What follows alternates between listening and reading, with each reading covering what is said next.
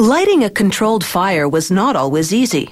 Only 200 years ago, you'd rub a rock on steel to create sparks. Then the stunning discovery that combining certain chemicals can ignite fire. Putting these chemicals on handy little sticks, well, nothing quite matches that.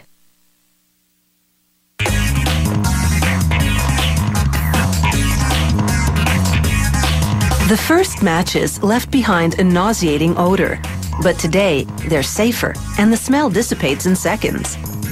To make matchsticks, this company starts with recycled paperboard, which is inexpensive and thick enough to support the weight of chemicals on one end. A stamping press partially cuts the paper, creating stems.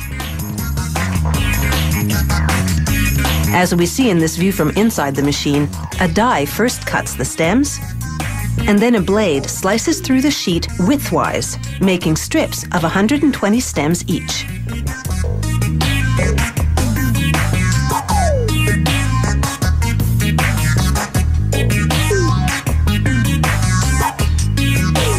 At actual speed, it's all just a blur, as the press makes nearly 500 strips per minute. Next, the strips move through a bath of hot wax. It soaks into the stems about 1/3 of the way up. Then they dry in an oven for 15 seconds.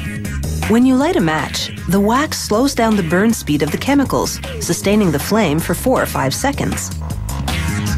Those chemicals are gelatin and silica to bind the chemicals to the stick, potassium chlorate and animal protein glue for oxidation, sulfur to fuel the flame, and 2 fillers.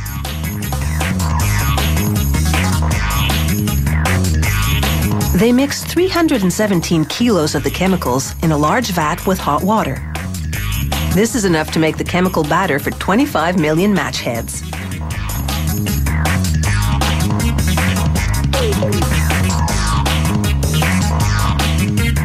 A conveyor runs the matchsticks through the batter to coat their tips. 3 rollers in the tank raise the surface of the batter, the first to ensure the front and back of the heads get covered. The third rotates faster to remove excess batter as the heads leave the tank.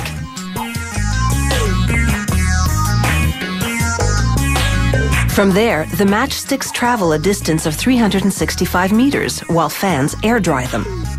The factory temperature is a comfortable 22 degrees Celsius, just what's required for the chemicals to dry and harden.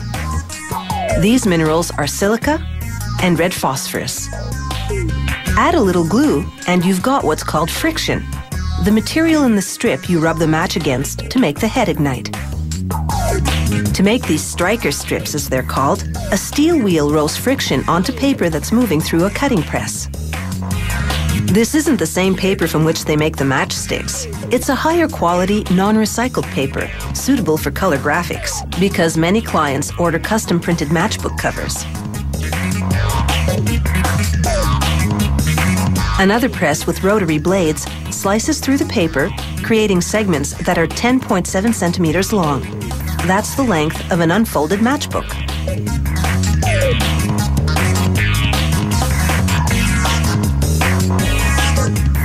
Now, back to the matchsticks. A worker arranges the strips into layers of 2. A conveyor then feeds them into a machine that'll attach them to the matchbook covers. The machine performs several tasks. It cuts the matchstick strips into rows of 10 matches each. And it cuts the matchbook covers to their final width of 3.8 centimeters.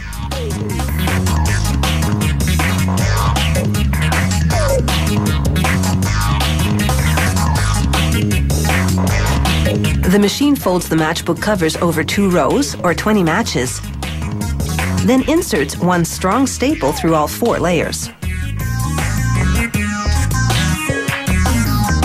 Next, a conveyor moves the assembled matchbooks to another machine that counts them and creates 2 side-by-side rows of 25, ready for boxing.